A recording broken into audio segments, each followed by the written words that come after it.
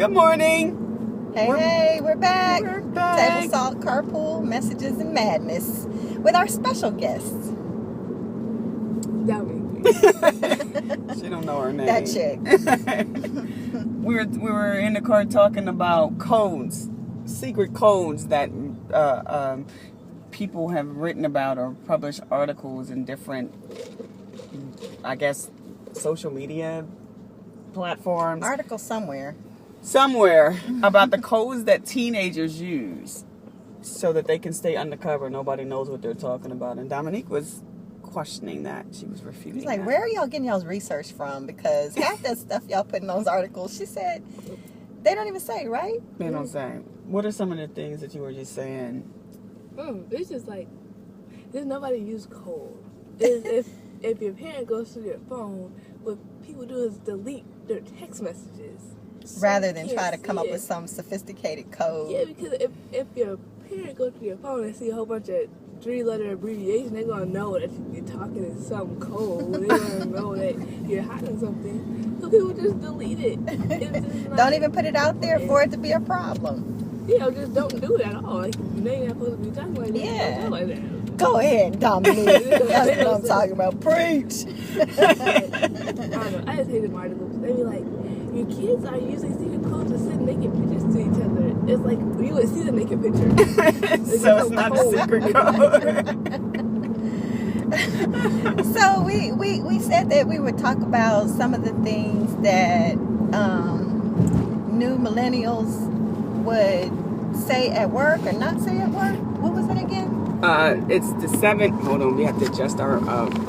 Things is just going haywire right now. The 7 phrases that new millennials should not use in the workplace. And this is presented by who? This is by Inc.com. Inc.com. I found an article on LinkedIn. You know, LinkedIn's pretty great about, sharing really, really thought-provoking ideas, and most of the authors are pretty well respected in their area of expertise. And so I always go through LinkedIn to find some really interesting things about workplace relationships. And this one popped up last night, or maybe it was first thing this morning. But it says seven messages or 7 phrases that new millennials should not. And I read these to our special guest, Dominique. And she said that some of these phrases are, they don't use anyway. So let's see. Phrase number 1. Phrase number 1, it says, let me pick your brain. It's an old phrase. I know, because I've said it like recently. But I don't fall in the old people category. Maybe relatively speaking. They said it's an old people brain. They said, but I said it to somebody much older than me, though. Right, so maybe we're new millennials using those words. Yeah. It says nobody wants his or her brain picked. It says an exchange should benefit both employees and being effective at work. So that was number 1. Number 2 was I feel like. Don't start out a talk with I feel like. They said it's a weak opener. Yeah, what do you think? I don't know. I say I feel like sometimes really. I do a lot of what you call graphic design. So when I'm showing somebody something, I'm like, well, I feel like this should go over here, this should go over here. Oh, so it is part of your. Yeah, like you stay in. Your phrases of choice. Right. So what's the So it says instead of alternate. It says instead of prefacing a statement. Prefacing a statement with feelings, go for something fact heavy. It says they encourage employees to challenge them. The author encourages employees to challenge them, and she prefers arguments to be based on metrics. Yeah, how is that going to work for you? Stick with I feel like. I'm using it as a question, really. Like I'm using it to ask for your opinion if that should happen. So if I say this should go over here. Or how does your opinion differ from mine? Because if you start out with I feel like, then you're telling them what you think. And what do you think based on what I think? Yeah, okay. And so number 3 is no problem. Uh-oh. There's no problem with She don't see the problem with this. So it says, and people use no problem in lieu of saying you're welcome. This quite literally means it isn't a problem for you to do your job.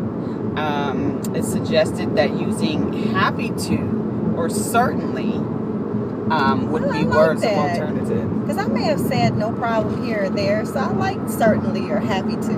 That sounds really good. I'm going to take that advice. I say certainly. But sometimes I think I say certainly when I'm being sarcastic. Like when I'm just irritated at whoever's asking me, I'm like, certainly. So, I don't know. So phrase number 4, touch base. What's the context? I never say touch base. She never says that. So the context is, chances are you won't touch base. Oh, so quit lying. So stop lying. If you really do plan to connect with someone, putting it on your calendar makes a stronger statement than being soft about plans that will never happen. So the alternative is... It don't even give you an alternative. I'll put it in my calendar. Yeah, just putting it in your calendar. But how do you communicate that you're going to do that? Do you say, I'm going to put you in my calendar as opposed to saying, I'll touch base? I say I'm going to call you. Yeah, I like that. I'm going to call you. Is that the same thing as I'll touch base? Yeah, it's just communication. I'll call you. But you know what? I remember saying, I'll call you and never call. Yeah, or completely forgot. So touch base. So it's saying that put it in your calendar. But if I'm putting it in my calendar, then the receiver don't know that. So what do you give to the receiver to make them feel a little more comfortable that you will follow up? Send a meeting invite, yeah, and then it's in both of your calendars. Yeah, maybe that would make sense. Yeah. So touch base. My daughter says that she doesn't even use that word. So number 5 is why. Why? Just asking why. I actually like when my kids ask me why. Me too. I mean, depending, if it's like, don't do that, and they're like, why? Then that's different. You don't question me. But why is good. I think that in a questioning organization with people, your leadership encourage you to ask questions. Why is why? Tell me about that. Why is this important? But I do prefer, to this, according to this, it says it can trigger tension or indicate disengagement. Like you don't know what you're talking about because you're being questioned. Why? Yeah, like why you want us to do? Why you want me to come on time every morning? Don't make no sense. But this says they suggest one alternative. Help me understand the reason for this protocol, or what would happen if we didn't do it that way. What do you think about that, Dominique? I'm sorry. We're about to kick her off our show. Number 6. Why? Yes, they said the alternative is help me understand the reason behind the protocol. Just say why and save your breath. Way too many words. And then number 6, it says bae or fleek. In words like that. Well, Turned up. Come on, babe, you ready? Let's get fleek. Let's get turned up because she going fleek. I want to say to my boss, and I want to tell my boss that her eyebrows are on fleek. Because they're probably not going to be anyway. That copy machine is on fleek. That copy machine is on fleek. I'm getting turned up. We're going to the cafeteria to get turned up. I might say that. You might say that. So they said don't use that. Leave slang words at the door. Always keep your audience in mind no matter what generation you fall in.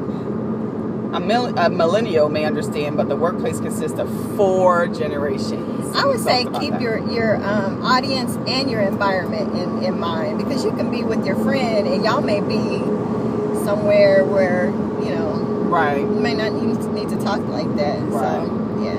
Gotta switch it up a little bit depending on where you're at. So the last one is I'm sorry. I'm sorry.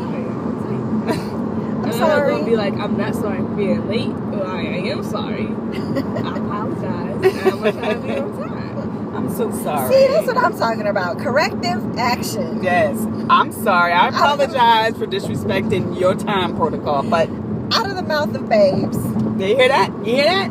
Listen, most millennials new to the job find this word creeping in every third sentence. Senior managers know you're learning on the job. They hired you because they believed in your power to learn. So you don't have to apologize every time you make a mistake.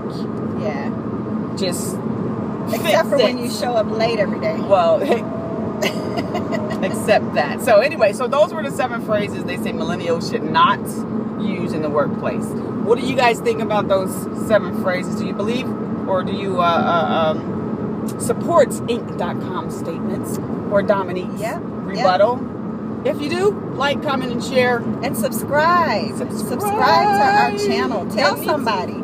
Subscribe to Fabric God. Fabric God. That's sweet. She's on YouTube also. And she sings. I Yeah. don't sing. We'll get her to sing next time. I don't sing. Bye. Bye-bye. Say bye, Dominique.